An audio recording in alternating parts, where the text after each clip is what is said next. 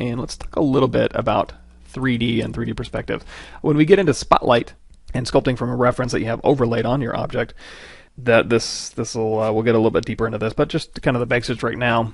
You have this object in here, and actually, as you look at this, it's not in a perspective mode. It's actually orthographic mode. So what I mean by that is, as the head, when you tilt your head like this way, normally this cheekbone would be really big, and then this cheekbone back here would be really small. Right now they're the same size.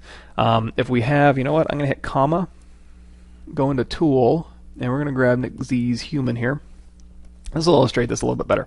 So if I go and I'm looking at this hand here, you're going to see that the hand closest to me it's kind of the same size, if not a little bit smaller than the hand farther away from me. That's backwards, right? That's not how things work.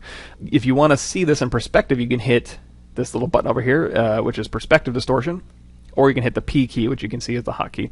And now you're going to see that as this hand is closer to me, the hand farther away is smaller, so it kind of just toggles that on and off. Now, generally speaking, I tend to work in orthographic views, especially when I get into hard edge box model-y stuff, just because it's easier to kind of pick surface normals and move stuff around. But as you're sculpting and doing organic sculpting, I'd say leave perspective on, and kind of just get a feel for how things are going to work. If you want to change a little bit of these properties of the perspective menu, I'm going to go ahead and close this light menu out, and we're going to go over here to the draw menu and drag this over. There's a lot of stuff in here, but here's your perspective button. If you don't want to use this one, you can use this one in here. And your angle of view is kind of like your focal view in another program. So you can kind of change that to kind of give you like super distorted perspective or more orthographic. So you can kind of change that. I think the default was 50. And align to object is actually, if you'll notice, with perspective on, then you kind of move it over here. See how that now his arm starts disappearing behind his body?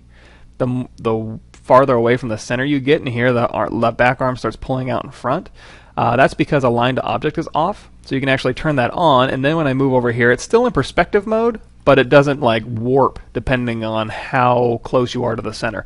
That's going to come in handy when we start laying on reference material across your screen. And if you move your skull over here for reference, if you're sculpting a skull, it's actually going to start really warping the farther you get from the center. So just turn this align to object on, and that'll keep it in perspective mode, but just not warp depending on where it is in the middle of the screen. So that's kind of the basics of perspective, and that's how you toggle it on and off, is that button or tapping P.